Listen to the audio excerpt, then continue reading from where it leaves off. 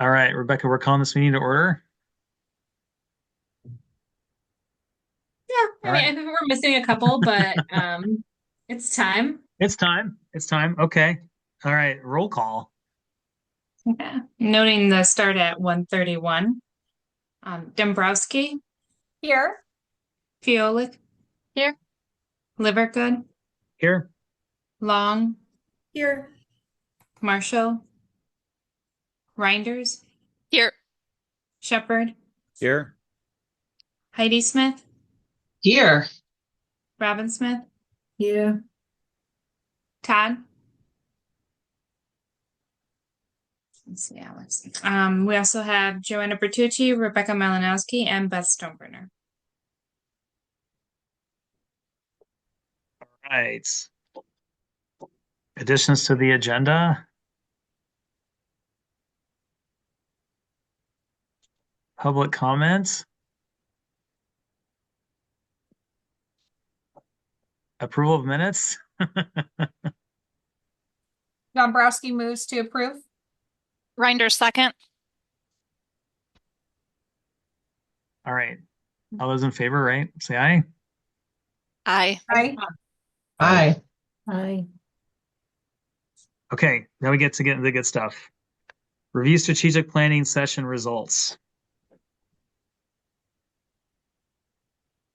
I guess that's me. Um, I thank you everyone for strategic planning with us or attending our March meeting. I sent the document of like a sort of broad summary of the document out ahead of the meeting. I also sent it to the folks who weren't able to attend in the event that they wanted to comment or meet with me and talk about anything. And so I'll start with a little bit of clarification. Monica had reviewed the notes and commented that um, it seemed like the governing board came away with different priorities than had been in the survey. And so I tried to address that in the document, the next document that I sent for today. But essentially, what we were doing at that meeting was taking two of the priorities that we had identified from the survey, which were optimized digital resource sharing and leverage collective buying power for system-wide services, and then kind of digging into what directors were interested in around that. So, what came out of that, I'll scroll so fast,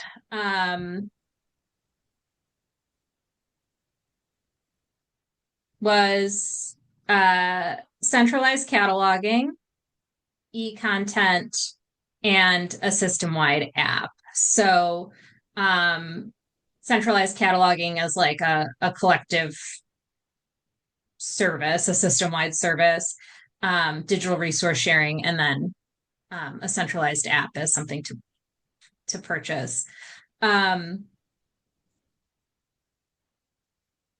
We let me just pause there. I'm because otherwise I'll just read you the document.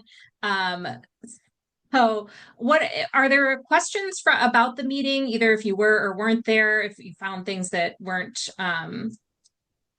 captured in the document?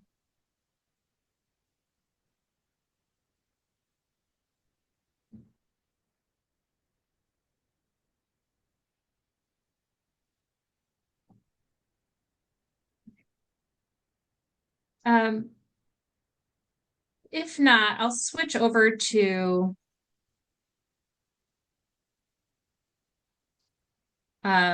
this other document that is a little bit more cohesive. I don't know about cohesive, but attempting to sum things up a little bit more. So for today's meeting, my top two priorities are to identify slash come to a consensus on what our strategic directions should be for this plan and a duration for the strategic plan. And then if we have time, to talk about the mission and vision. I met with Ryan earlier this week, and I think what we have is adequate. I also think there is an opportunity to refresh the mission and vision, but I don't think it's dire. So in this document, I started out listing some existing operational commitments that we have.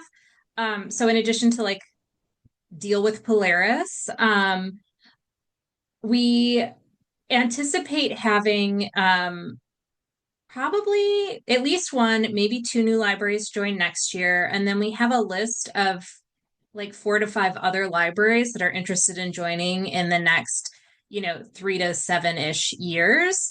So in my mind, we kind of just like have an existing library addition project slot every year. And if we don't have one year, then we've got some extra flexibility. But in terms of staffing, that's what I'm looking at. And then we didn't talk about it at the March planning meeting, but we did already kind of work with governing board around data analytics and developing our data analysis program and have some commitments to include in the plan related to that. So we then have kind of our other top 3 survey priorities, which translated into the planning priorities that we just talked about. Other existing plans and commitments are here. The ones in italics are more like project-based, whereas the others are more operational. And then where I kind of left off and what I talked with Ryan about was like, what are our buckets? So we have these, kind of 6 different activities basically, and we don't have the priorities to put them in. And I started working on the ones that are here in bold and then realized, Ryan, after we hung up and I was writing this document, I was like, well, we have the priorities from our survey, which might just be the priorities that we want to put in the plan. So at this point, what I'm presenting to the committee are 2 potential sets of future priorities to write into the plan that we can adjust, workshop, agree on, not agree on in today's meeting. So these first 4 bullets, again, potential strategic directions just pulled directly from the survey that folks took back in November, and then we would slot our activities into those directions. Or if we want things to maybe just be like a little bit broader and introduce a little bit more flexibility, I have the 4 bullets below as options. I like the broader categories in option 2, Rebecca. Okay. Because I think that allows us maximum flexibility over the next 3 to 5 years to move things in and out. That's my, I guess, my preference for strategic plans in general, because the only thing that we know for sure is that we don't know what's coming next. So I like the idea of operational excellence, right? Because we could put so many things under that. And as long as it's tying back to improving operational excellence, then we have fluidity to adapt. So that's my 2 cents on the 2 options.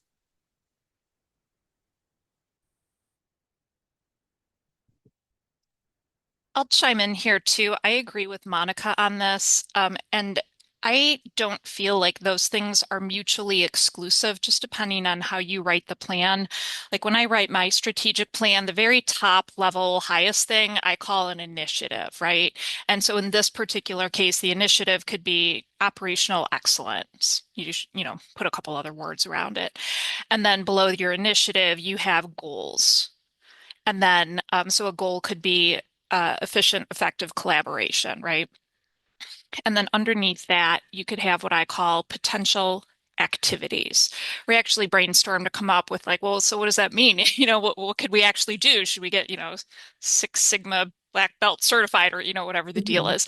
And I always call them potential activities because they may or may not work out. And if we do the investigation and it doesn't work out, it's not like we failed, it just didn't work out for us. Like, I got to tell you, I was a little bit surprised at the conversation about the e-resources because we have so little control over the publishers. I'm like, how are we even going to do this, right?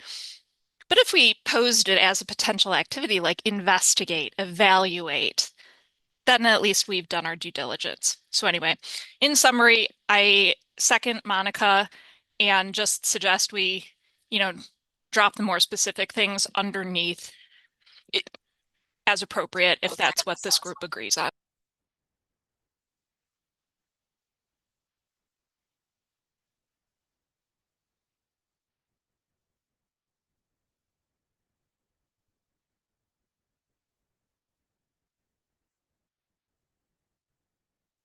Does anyone disagree?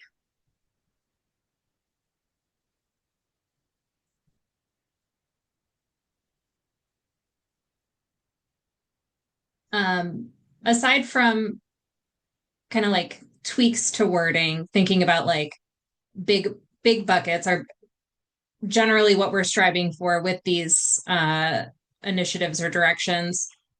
Do you feel like these four are inclusive of what we should be thinking about over the next handful of years? So operational excellence, improving patron experience, amplifying the impact of member libraries. That I took from someone's survey results. So I don't know who that was, but I like that language. And something about value that I think that's kind of our bread and butter is value. So I want to make sure that we keep it high on our priority list. Yeah, like enhance member value or increase member value or something like that. I agree.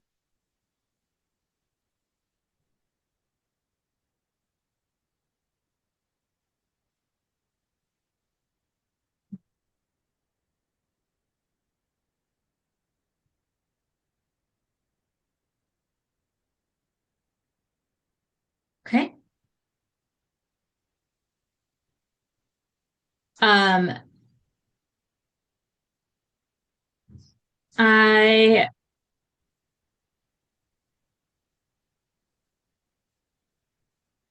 kind of going off of what Sue had noted, there's a lot of stuff that we talked about.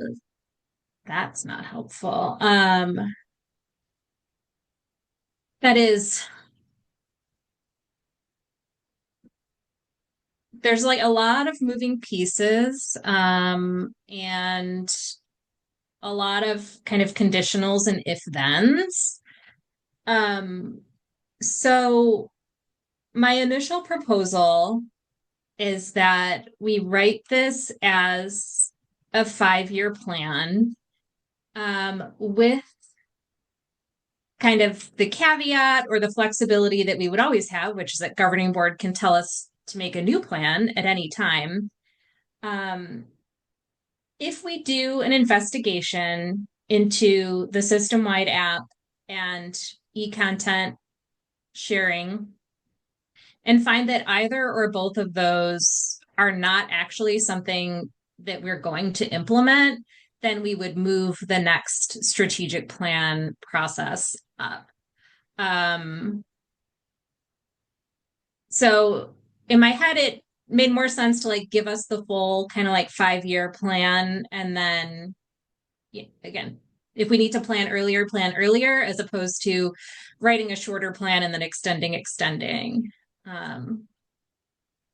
I also like to do an annual check-in on the plan. Yeah. You might want to take some things off, or there might be something that comes up that we didn't know about when we wrote it.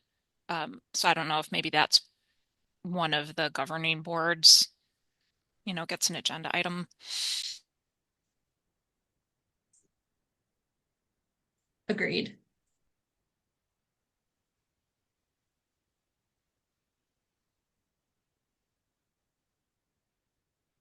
In terms of timeline, does anyone have a strong feeling on the urgency or timeliness of cataloging system-wide app, e-content? As you can see, I've kind of slotted them in here with e-content starting a little bit earlier, but this is all open for discussion. If there are things that my thinking was to do the e-content needs assessment earlier,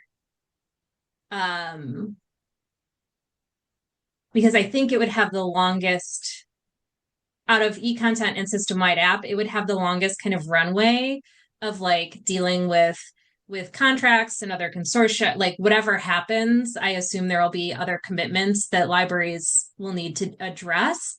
And while the same is true for a system-wide app, not everybody has an app. And so if we did a staggered rollout, we'd be making more regular progress, I think.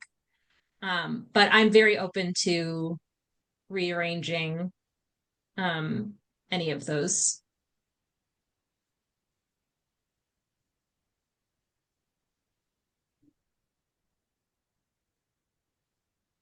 I think the logic makes sense.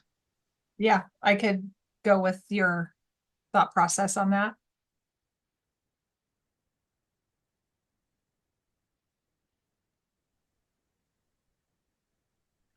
During the cataloging one, when that research gets kicked off, I'd love to incorporate some further research, like to see which libraries would actually use it or not. Like it's all well and good for us to talk about it, but I'd hate for us to spend a ginormous amount of time on this and have everyone be like, no, that's not for me. That's for other people. Yes, I think there's a so lot. I was going to ask because I missed the conversation at governing board, but I'm just curious, like, what was kind of the conversation around centralized cataloging, and was it like all cataloging, or was it specific like types, like world language cataloging? Like, what was it that was kind of like driving that question about centralized cataloging? It was all of it. So it was really interesting. And I don't know, a little surprising to me based on other recent conversations we've had. But we were pretty much towards the end of the day. I think we were in like the last hour of the day. And, I said, does anyone else have anything on this list of ideas or priorities that they want to make sure gets like time on the floor for discussion? And so Ishwar said that he would like to talk about centralized cataloging and like, why don't we do it? And it was a really great discussion, I think, and reflective of some of the cultural change that we've had amongst the directors in CCS over the past several years. Because I heard some great things, like we have these professional staff and we value them, and I have a responsibility to my staff to employ them. Like I'm not just going to like chuck them out. Like, yes, that's correct. And so the conversation was about kind of full cataloging in terms of like duplicative effort and like multiple staff touch the same records all the like whether they're doing it to purposefully revise things or just because the workflow is set up that way. Multiple staff will edit records. The content between libraries is very similar for the most part. And there's a little bit of talk around like AI and catalog records, but like it's not really a thing that's happening right now in a way that doesn't need as much human intervention as just getting a record from a reputable source like OCLC or Baker and Taylor or whoever. And so I believe it was Heidi's language that this should be like a slow burn, and that in 10 years if we don't do anything now, in 10 years we're going to say, why didn't we start this 10 years ago? that we should set ourselves up with a model wherein CCS could kind of pull in more and more work through attrition as library staff turn over, if that CCS is there and ready to take on additional cataloging tasks and cataloging workflow. So as far as like how that would actually work in terms of like staffing and planning, I don't have the answer to that, Brian. So we got a 2-year research and pilot process flagged there. But is anyone who was at that meeting? Does anyone want to? Yeah, I just want that's actually really helpful, Rebecca. I really agree with that. I think Heidi, the slow burn, I think that I kind of like a long runway for it because I do think it's something that we should be looking to transition to over the long term. There's a lot of questions that I would have about it, but I also think that of all the things that we do, that is something, there is a lot of duplicative effort that is kind of going into that. And I think it could be done more effectively, centralized. I'm saying that knowing that if my catalogers heard me say that, they would not be very happy to hear me say that. But I just feel like that's the reality. We've made some shifts and stuff around like our own internal staffing as we've had changes, but I do see that would be a great benefit to moving that direction over a longer period of time, over the long term. So I second what Brian said. I have two tech services kind of processing clerks, and I have one person that does it, and she's already 65. So if she leaves, I'm going to be in a pickle, or when she leaves. So I like the idea of moving over time, and Heidi in her wisdom always has the right thing to say, which is exactly what you said. If we don't think about it now and start making some strides in 10 years, we'll be upset with ourselves because we didn't. Wow, thanks. Something that, and I'm been sitting here trying to remember his name and terribly not remembering. One of our colleagues said, well, how much do we spend every year on OCLC? And I'm pretty sure Rebecca's answer was $500,000, right? Well, That was my right. answer. Just to make the math easy for me, if each of us had $100,000 in our annual budget for cataloging, that in the next 20 years, wasn't needed for that, that's $2.9 million for all of us collectively every year. I think I did the math right? $100,000, 29 libraries, move the decimal. I think I did it right. That's a lot of money. Now, of course, that's not exactly what would happen, but if we start investigating and moving in the direction, maybe in the long run, it'll be the kind of thing that serves us. We had a conversation at high, and I'll stop in a second, Rebecca, to help you get back on track. But we had a conversation here at Highland Park that we said, with challenges we're having in retention, with how part-time positions are really hard to fill and retain. I mean, it's no news story, but it's about twice as worse statistically in Highland Park than it was 10 years ago. That we said, okay, so how can fewer people do more? Well, this is one way, right? So thank you for entertaining it. I think the last thing I'll say about that, and then I'm so sorry that I have to jump off. I feel really dumb. I double booked myself. It felt like the tenor of the conversation was more focused on original cataloging, because like the standard super basic copy cataloging, a lot of libraries already get records from the vendors. And so I'm not saying that's like 100% across the board, but that's the gist that I got, with a special focus on foreign language cataloging.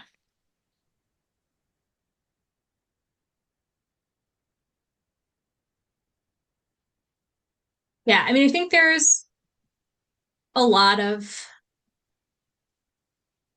questions around this. And I talked a little bit about it with Ryan Um, this is going to be a very interesting project because I think it requires a level of like creativity that we haven't brought to the conversation previously. If we're thinking about again how to like do some sort of like ramp up and adjust as libraries adjust staffing and not necessarily knowing how that's going to work. I think it I think it's a really smart way to look at it, and I'm glad that it came out of the meeting. Um, and I think there will be a lot of communication challenges as well as we begin the research. Uh, yeah, I'm like, I want to do all the things right now, and it was very hard for me to like put them several quarters down the road. Um, it's definitely something that we'll be sort of like ruminating on and doing some like pre-work on as we continue. Well, Um, so I'm just going to say, I think that's one reason why I would be concerned about cataloging pushing off to 2027. It's a long runway that you're going to need for it. It's not Mhm. something that's going to happen overnight. I think there is a lot that has to happen with it. I'm going to say that I would be willing to pay more money to CCS if I could centralize some of my cataloging for things like that would be a huge value to Mhm. me as a library because I'm losing a lot of, just the world language cataloging and stuff. It's a huge challenge for us to Mhm. take on, and I think it's much better done centralized. But to do that, it's going to take a long time for us to go there. So if we're not going to start researching it until 2027, I'm just it's just I'm a little concerned about how far down the road that gets pushed. Yeah. Um, I don't disagree.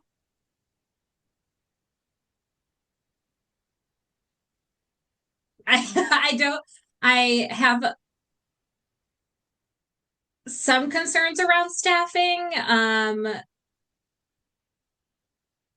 that I don't have an answer to right now, but And that's fine. If that's when it yeah. can happen, that's when it can happen. I mean, No, I'm just saying, like from where I sit, yeah. that is a very large issue for my organization, and Yeah. it's going to get worse rather than better. Because I know kind of what, as Monica just said, I know the age of my catalogers, and I know how much longer they're planning on working, and it's like the clock is ticking here in terms Yeah. of some of those things. So. Yeah. I will look at the timeline. Um, I'm really happy for Deborah and her family. Truly, I'm delighted that she has a sweet little baby. Her name's Florence. She's adorable. But every day I say, man, I miss Deborah. So I'm like trying my hardest not to like front load a bunch of work. So she comes back on July 1st and I'm like, here's 18 projects for you to do, Deborah. But I know when she gets back, she's going to be pumped. So I do think that things will shift around to some degree. So I just Uh, took from that, Brian, grow a heart, and imagine, there's you heartless library director. Just- I'm just like like I said, these are I, all really good things, and I want to do them all right now. yeah, I And totally get that, so and I'm not. yeah, I yeah, understand yeah, the realities of it. I'm just yeah, expressing kind of like, where I'm sitting, yeah, again from my perspective, but I also completely understand the realities of it. So. yeah. I think things will be a lot clearer once we get into 2025. Like I'm hoping that a lot of things on here are very conservative estimates and will move up. So like the data analytics project, I would really like to see us start implementing a tool in 20 in Q4 of 2025. I just don't know if that's feasible. I don't think it will take a full year to implement, and I think we can do other things while an evaluation is happening. But I'm like this is my conservative timeline, and where we can push, we'll push is what I'll say. And I heard what I'm taking away is that Monica and Brian want to be in the pilot. So Indian Trails and Winnetka pilot centralized cataloging libraries. Tell your friends. I'm gonna go down and tell Matt, my tech services, he's got work to do. So No, so I hear you, and yeah, I think this is very realistic and achievable. I think that there's also opportunities for certain things to move faster, and we'll keep an eye on it. And as Sue said, do regular check-ins to make sure we're staying on track and adjust as we can. Other questions on timeline? Does it sound like we're okay with a 5-year plan, annual check-ins, potential to move planning up as needed? All right, then I'm going to pop back over here. just gonna point out that Sue dropped off and Alex popped I on. know. What is going on here? What the heck? Alex, you're on a boat. And Alex is on a boat. Don't you all wish you were on boats, especially today? Yeah. It's beautiful out for sure. Although Rebecca's garden is mighty tempting too. It's pretty cozy. So my notes get rougher and rougher as the document goes on. So thank you all for your patience with my bullets. I pulled out from the like, where will CCS be in 5 years? Like, what's the purpose of CCS? What I'm calling philosophical priorities. That I think if we wanted to revisit our mission and vision would be things that I would want to make sure were included. So I've included our current mission and vision here. And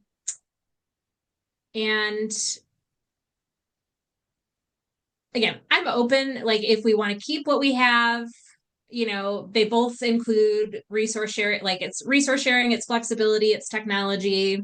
I'm happy with it. But also if we want to adjust it to be more reflective of the type of language we heard during this process, I have some, again, very rough notes that you can point me in one direction or another and I can keep working.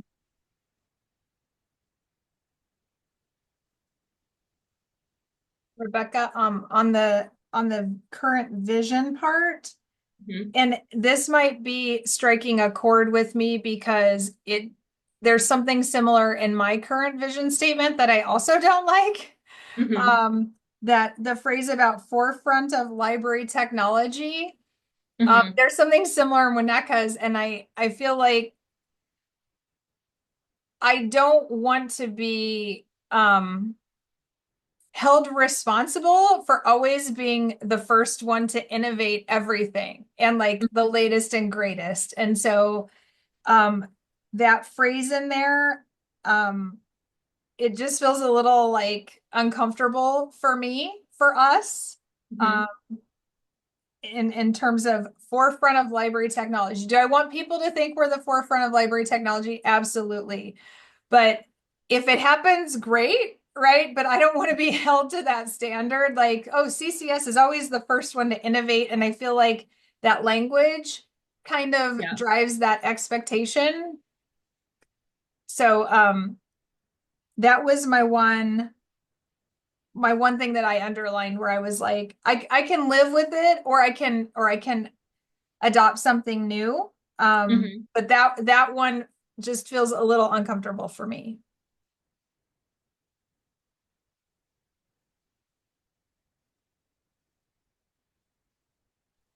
Thank you for articulating that better. Does this infer an obligation to always be the best in class for innovation? Absolutely. Yeah, I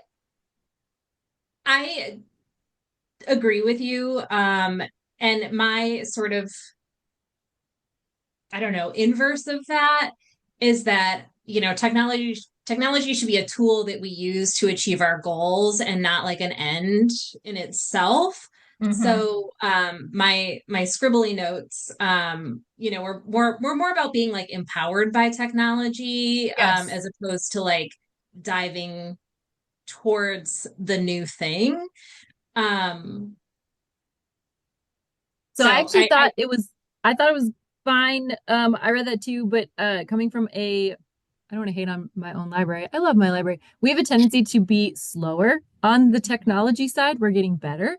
But I think it's helpful that it says forefront of library technology, not like technology writ large. Like it's very specific to these are things that libraries are good at. And it doesn't say that we'll be the first. It just says that we'll be at the forefront. So like we won't be the last. We don't want to be, oh man, CCS finally did whatever. So I don't know. I think I'm not gonna die on that hill, but I think it's probably fine because it says library technology and it says forefront, not like the first.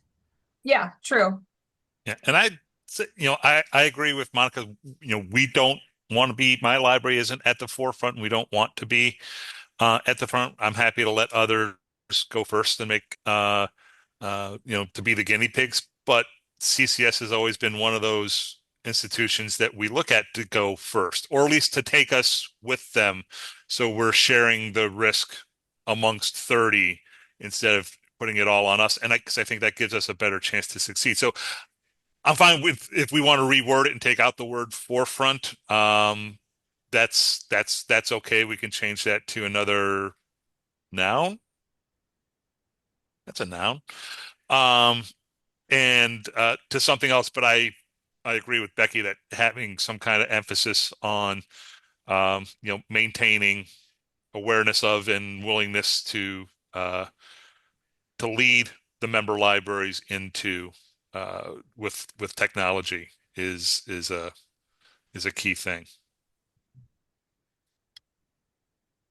When I was thinking about what we could say instead, I wrote, our vision is to leverage technology and collaboration to adapt to the changing needs of member libraries.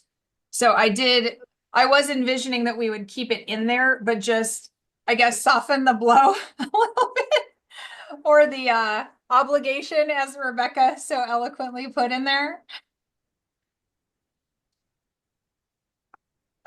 So I'm just gonna say, Rebecca, my perspective, because I thought you said like whether to revise it or to stay with the original. I kind of like revising it with the wording, some of the words that you heard from this planning process, because I think if we're going to update like goals and other things, I think it's good to try to incorporate some of the words that we heard in the strategic plan, like surveys and stuff in the vision and the mission. So I don't have like direct thoughts on what that looks like right now, but I think incorporating that into both the vision and mission would actually be very helpful to update it at this point. It doesn't hurt to to kind of go through an update with that language change. So.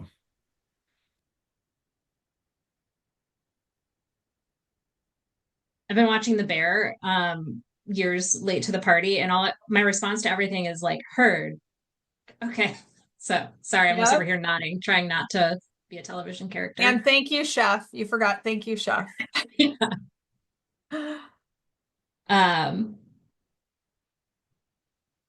Yeah, I mean, if nobody is like opposed and really like clinging to our current mission and vision, I agree with Brian. Like, if we're doing a new plan and we're taking everything to governing board, I'm happy to put together some new language that is reflective of what was going on.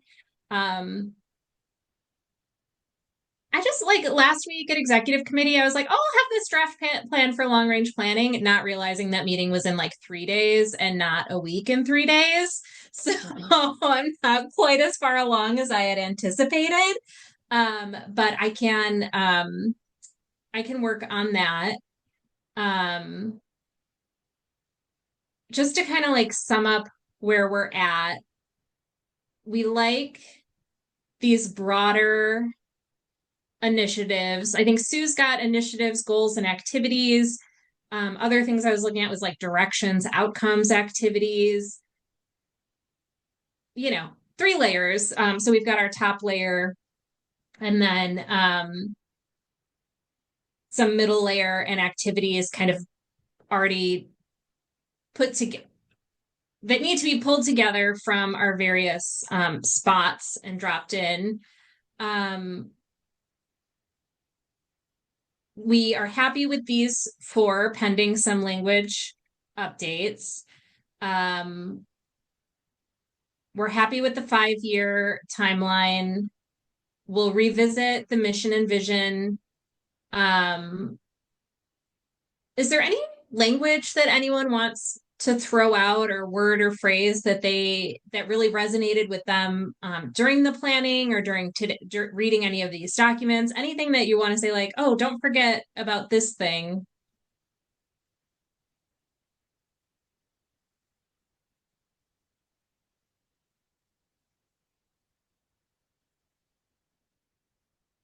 I would just say that throughout all of both the documents that you summarized and the member surveys, I kept seeing sharing and collaboration in a lot of places. So I would recommend that we weave those words in somehow. And I'm open to what that looks like.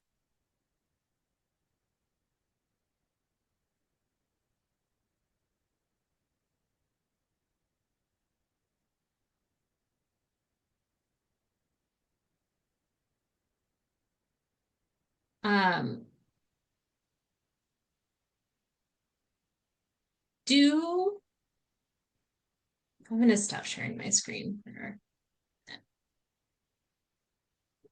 Do you collectively feel that we have what we need from government? And by we, I mean me. do we have what we need to develop the plan? Or are there outstanding questions that we want to like put on the May governing board agenda?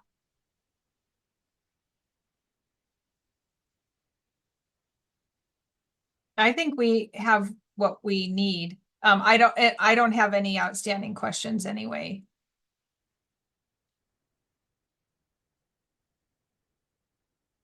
I feel like I have what I need, but I want to make sure that, you know, you're not sitting there. No one on this committee has like a burning question that they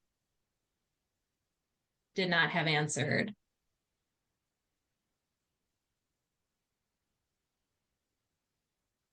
Okay, then in my mind, the next step is that I actually write the plan instead of a bunch of bullets on a piece of paper.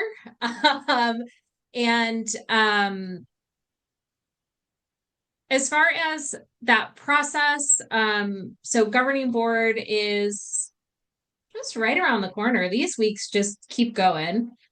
So governing board is May 14th.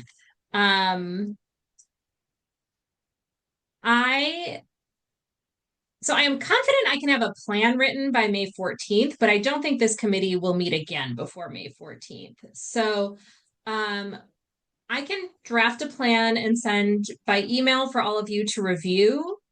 And, you know, we can see if we're like, yeah, that's what we said. Sounds good. Take it to governing board. Or if you want to plan a meeting between May 15th and June 30th, we can meet again, review the revised plan, and then put it on the August governing board agenda. Chair Livergood, do you have any thoughts on that? I mean, it depends on. I like the idea of you sending it out. We can just review it that way. But does anyone feel otherwise?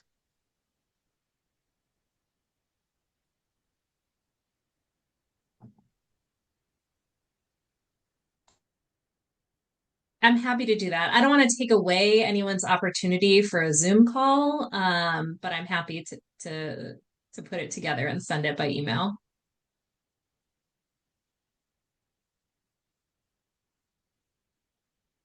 Yeah, it sounds like everyone is okay with that. Okay, I will have that done by the end of this month and in your inboxes. So you have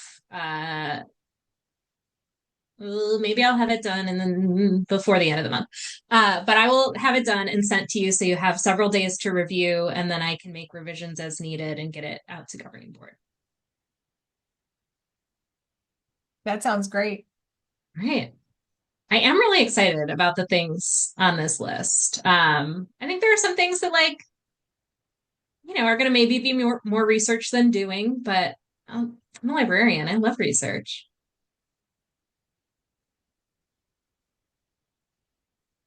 Anything else anyone wants to put on my to-do list? I mean that It's a full like list. I have. Is there anything I need to note? And it sounded snarkier than I meant it. No, it didn't. We have no other assignments for you, Rebecca. Okay.